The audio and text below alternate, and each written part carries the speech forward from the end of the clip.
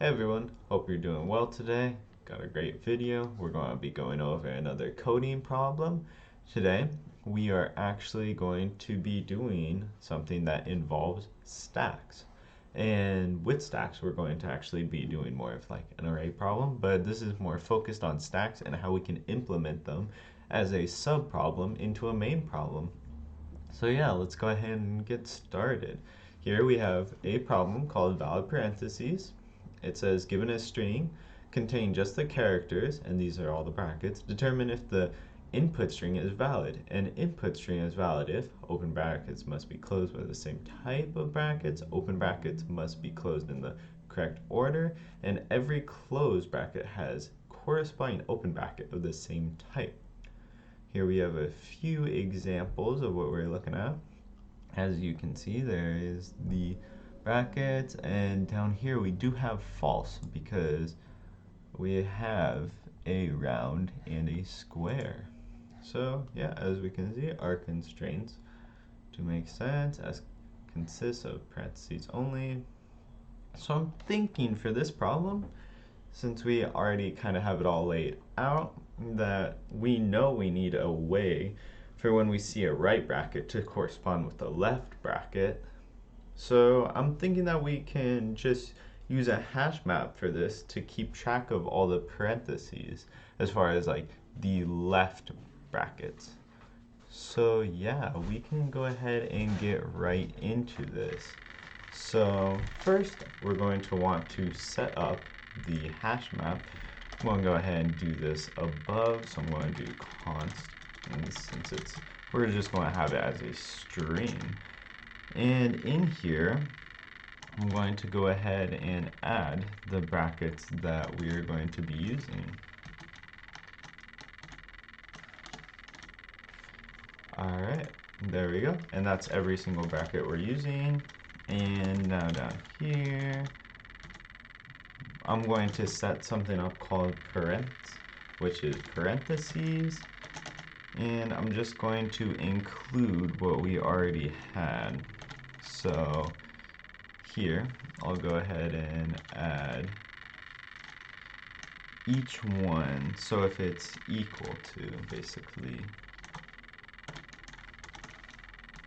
There we go. Alright, that is our first one. That is the round. Here we can go ahead and set up the squiggle.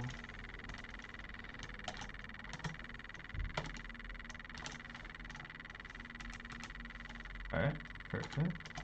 And then for the last one, we'll go ahead and do the square.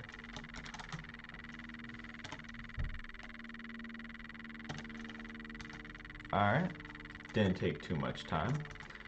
Now we can go ahead and get into our main problem.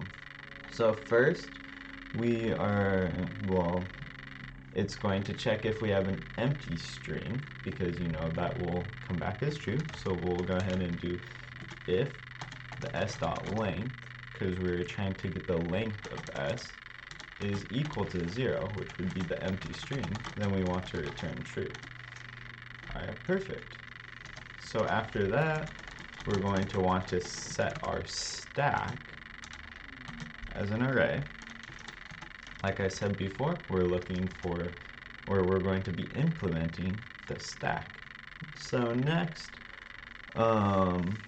we're going to basically want to iterate whenever we see a left bracket and store it in the stack. So we'll go ahead and do for let I equals 0, then I is less than the length, and then we're just going to have I iterate. And in here we're going to have if the parent, which we have up here, if that is going to that value, then we're going to want to push s in I. Alright, let me take a look and make sure that is all correct.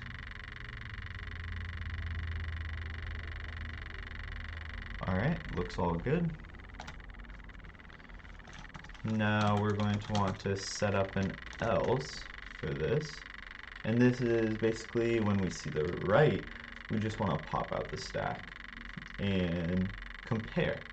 So we'll go ahead and do else const left bracket is equal to stack dot pop, and here's the pop that I was talking about.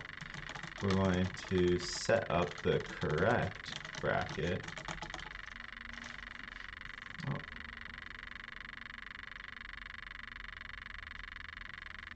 And if that is equal to the parens left bracket,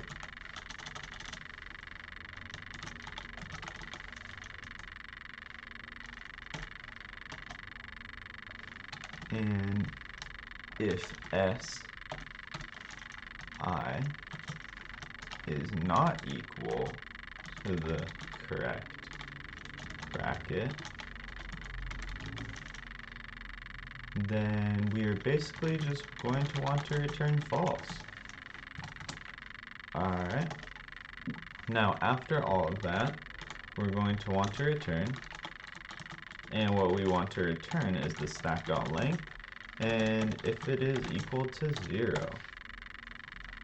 Alright, let's go ahead and look over our code.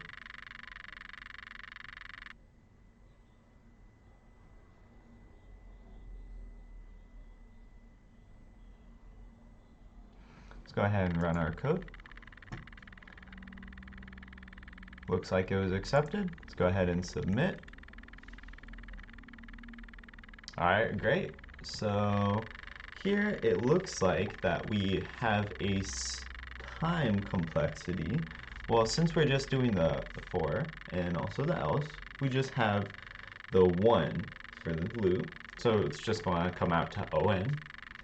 And for our space, since it has scaling the data structure, but it still stores the values, our space will be set at O of n. So yeah guys, I hope you enjoyed that problem. I definitely suggest doing it for yourself, coming up with new solutions. And yeah, I'll see you guys in the next video.